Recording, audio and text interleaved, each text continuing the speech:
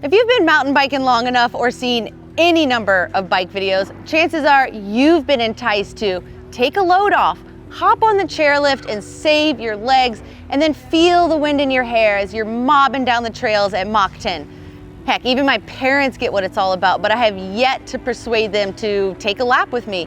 Maybe it's because they're a little bit older or more timid, or they just don't have that same fearless attitude that I've been known to carry around. But fear not. Today, I'm gonna share some tips to make your next experience, or maybe even first time ever in the bike park, a bit more successful, be it safer or just feeling more confident in doing so.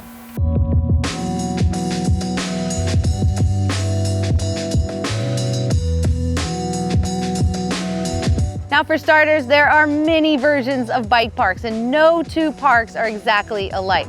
There are places with lift access via chairlift, gondola, or even being pulled along by a tractor trailer. Anything goes. There are even parks out there that are hike or bike uphill only. So it's up to you and your own power to get back to the top for another lap. With that said, it is quite common to need to buy a ticket to access these heavenly wonderlands because, well, it's not free to maintain these places. And there are inherent risks involved, so you basically need to sign your life away. Don't be scared, but I'm just saying that is a factor. So before you even think about what to wear and what to ride, get your lift ticket sorted, and I recommend booking this in advance so you and your mates aren't chomping at the bit to go ride, as you'd rather not stand in a huge queue while everybody else is already on lap 5. Alrighty, now that we've got access covered, what do I wear? Well, for starters, rocking up to the bike park fresh from a hot yoga class in your short shorts or your tights and a crop top, it's not recommended, no matter how hot you or the temperature outside is. Now, obviously, wear what you're comfortable in. I'm not here to body shame anybody, but we want to ultimately choose a kit that is both appropriate for safety and mobility. Two key words there, safety and mobility. We should be wearing enough body armor that in the event of a crash, we aren't sacrificing our bones and skin to Mother Earth. The first thing that is literally at the top of my head is a full face helmet.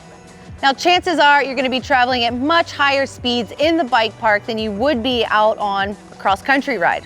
The trails are generally descending, ranging in steepness, of course, and the wider and machine-built trails in particular really lend to a higher speed overall. There aren't usually too many times when you need to pedal in a true downhill bike park, and let's be honest, usually after you've done one lap, you want to head straight back up the hill and do that same lap again, but faster and smoother. Now, second to a full face helmet, I always wear knee pads. It is so easy to slide out, especially on loose gravel, so save your knees from impacts and scrapes by wearing something with a bit more protection than just a thin knee sleeve. Something like this, with a plastic outer shell that helps to slide along the ground or rocks instead of getting hung up or stopping dead straight on top of your kneecap. Now, to my knowledge, there is no rule book when it comes to attire when riding, but if I were to write one, I would certainly include grippy bike shoes. Maybe you clip in while riding, and that's fine too. But if you wear flat pedal shoes, then having a set with a stiffer and grippier sole will be extremely helpful. Take it from someone who has literally broken their foot by folding it over a flat pedal while riding the valley trail in just some slip-on shoes. A stiffer shoe than your average tennis shoe will provide a better platform that can withstand the intense and technical terrain you will be riding over. And keep your feet happier for longer, as your toes aren't literally trying to death grip the pedal beneath it. A grippy rubber will allow the pins on the pedal to dig into the sole of the shoe, so you're less likely to slip a pedal and get a dreaded shin gashing. So painful, would not recommend it, no matter how badass you look with scars and blood running down your legs. I tend to wear long sleeves in the bike park, even if it's warm out. I might opt for a thinner top that's looser to allow airflow, but still, I like to cover my elbows, and sometimes I do wear elbow pads when I can find ones that don't cut my circulation off. Now, even the best riders from time to time have been known to encounter a little swellbow, and take it from me, it sucks to grow back elbow skin, and they can become very infected very quickly. So if you choose not to wear elbow pads, at least wear a long sleeve so that you can keep the dirt out should something go wrong.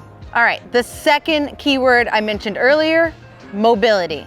As great as full body compression suits are and neck braces for the added safety measures they provide, it's important to make sure everything fits as it should, so in case of using them, everything stays in place and doesn't actually prohibit you from lifting your head up to see where you're going on trail. A helmet should fit snug, not wobbling around your head. Elbow and knee pads should be tight enough to not fall down when they're riding over bumpy terrain, but not so tight that they cut off circulation. A neck brace should be fitted with the full face helmet you'll be wearing to make sure it's not interfering with range of motion as you lift your head to look downhill. Other helpful equipment I would definitely recommend includes gloves for those unexpected run-ins with trees, goggles to prevent dust and debris from getting in your eyes, and shorts or pants that cover the tops of the thighs above the knee pads. If they're too long and loose, you risk the pants or shorts getting caught on your knees or saddle when you're moving around on the bike. Now, I would even recommend wearing either pants or long socks to protect the shins should you slip a pedal or come into contact with some shrubbery.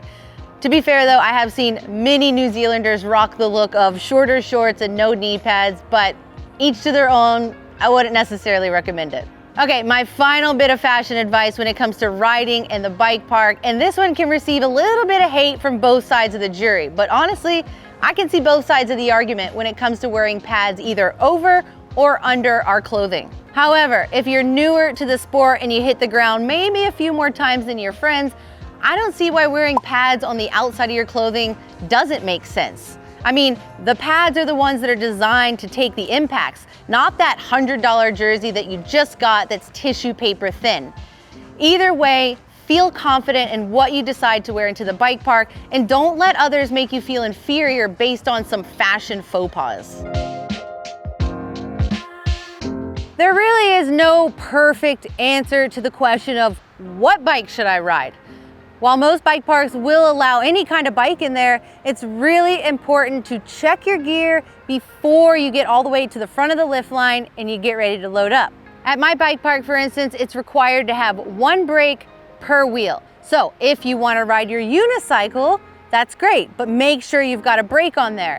And if you want to ride your dirt jumper that usually only runs a rear brake, then you're out of luck. You're gonna need 2 brakes. I mean, it makes perfect sense, really. We want you and everyone else to be in complete control of your bike in all the surrounding areas. As you're picking up speed downhill, it's really important to make sure that you are in control of your machine and that you're safely spaced from all the riders around you. And that might mean having those brakes covered. Now, at the end of the day, it's ultimately up to you to decide which bike you want to ride, what bike you're going to be really confident on, especially at the length of, say, 5 to 50 minutes, which some of these laps can last. Even though there are plenty of downhill bikes in the park with 200+ millimeters of travel and dual crown forks, if you've never ridden one, it might not be the very best idea to run out and rent one because they can be a little bit more cumbersome. Perhaps they can even weigh a little bit more than your average enduro bike. But with that said, there is something to be said about having plenty of travel available for maybe when things get a little sideways and you come up a little short on that jump. Now, I have seen them, but I would not recommend a hardtail mountain bike in a downhill bike park. It's way more tiring over time. Your hands and your low back will get painful, and honestly, that fatigue could lead to some unnecessary crashes that are otherwise avoidable if you just had a bike with more forgiving travel. I've also seen gravel bikes and tandem bikes in there, but I would not recommend those either. Now, here's one thing that I can say with confidence when it comes to riding the bike park, and that is don't head straight to the double black trails as your warm-up lap. I mean, literally every single rider out there should be doing a warm-up lap, which will differ in technicality for so many reasons. I use my warm-up lap usually on a blue flowy trail because it's the trail that I know the best and I can cruise at any speed to see how both my body and bike are riding that day. Every day is different, so I like to use the warm-up lap to make sure I'm awake, first of all. My head is in the game before I step it up to more challenging terrain, and it's also a good idea to use this lap to make sure that your bike is handling properly. I should have already done the good once-over to check for loose bolts and air in the tires, but a good shakedown lap will let you know if you forgot anything else or you need to make some adjustments. Once my bike feels good and my body is moving, then I head off into more technical terrain and build from there. Now, if it's your first time ever down a trail, use that lap as a scouting lap to see if there's anything alarming to you. Or perhaps there are features that are required to hit at trail speed, like gap jumps or blind drops. Those are 100% not features that you want to send blindly. Save those for the re-ride lap later on when you've got your trail speed dialed and you can clear the features safely. Sometimes it can take many laps before you know each and every lip of the jumps and how it will kick you into the air, and that's totally fine. Practice makes progress, and that is what is so amazing about riding in bike parks. You're gonna get in way more laps in time on the trail than you would do just out on a pedal. Understanding the trail ratings where you live and ride is crucial to a successful ride and making sure you're starting out on the right trails. Now, it's gonna differ from park to park and nation to nation, but for the most part, and where I live, the trail ratings are as follows. Trails are usually separated into flow trails and tech trails. The flow trails tend to be wider and smoother with berms or jumps. The tech trails tend to be a bit narrower, closer to your traditional single track, and they can have more technical features in them like roots, rocks, even wooden bridges. From there, we tend to use the green, blue, black, and double black trail ratings, whereas other parks might also incorporate some red trail ratings. Now, I'll speak to what I know, which is that green trails are going to be the easiest, most beginner-friendly laps to warm up on. From there, the blue trails will be a healthy step up and tend to run faster with more gradient. Black trails tend to have some form of highly technical feature, whether that's a gnarly and steep root section, high consequence jumps, and blind features like a rock drop. And double black is the highest rated trail where I live, and so you can expect the hardest features of them all, with steep terrain and super technical moves. Feel free to hop into the comments and let us know how the trails are rated where you live, because I think it's good information to share. Perhaps there are some viewers out here that want to head to your neck of the woods for a ride, and it's good intel. So you've got your pass, you've got your bike, you know what to wear, and maybe you've even researched the trail map. Time to line up in the queue and get stoked. I recommend first testing loading your bike in whatever apparatus is available, whether that's a hanging chairlift, a roll-on chairlift, a gondola, or other. There is nothing worse than having all the gear and no idea when it comes time to load your bike onto the chairlift. If there's a practice loader around, take the time, practice putting your bike into there before you get to the front of the chairlift, and worst case scenario, at the very least, look around and see what everybody else is doing. If needed, don't be afraid to ask the lift attendants for help, because that's what they're there to do, and they can slow down the lift it's needed as well. Hopefully you know what trail you want to warm up and you've got some intel on how to get there from the top of the lift. Again, not all bike parks are created equally, so you might actually have to put in a little pedal to get over to the trails that you want to ride. There's usually maps around to confirm you are where you intend to be, but it's not a bad idea to grab a paper map, stick it in your pocket, or download the TrailForks app. If you're riding with others, just be aware that not all trails parallel each other, and you might actually end up in a different trail intersection than your pals. So make a plan to link up in certain locations so that nobody feels left behind and lost, because trust me, that is an intimidating place to be. However, I gotta say, I have met many park riders over the years, and they're usually really nice and helpful in these instances. Let's talk trail etiquette. A slightly less exciting and glamorous side to riding in the bike park is that you will likely encounter many more riders than you would out on a pedal in the forest. Now, this can be super fun and a great way to meet new riding pals, but also it can lead to more feelings of congestion and anxiety if you aren't up for it.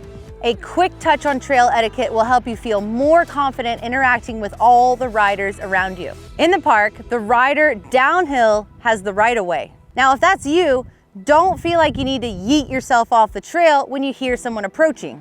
Always wait for a safe spot to pull over and let the faster riders pass. It is certainly not worth crashing and risking injury just because there's a pushy person behind you. If you happen to be the faster rider, then remember what it felt like the first time you went into the bike park. This could be that person's first time ever down a particular trail, and maybe they're using it as a scouting lap and they'll go faster on the next one. Instead, make yourself known by politely saying "rider" or "can I pass when it's safe?" Worst case scenario, you pull off the trail, you let a little gap build between you and the slower rider, and then you carry on. No harm done.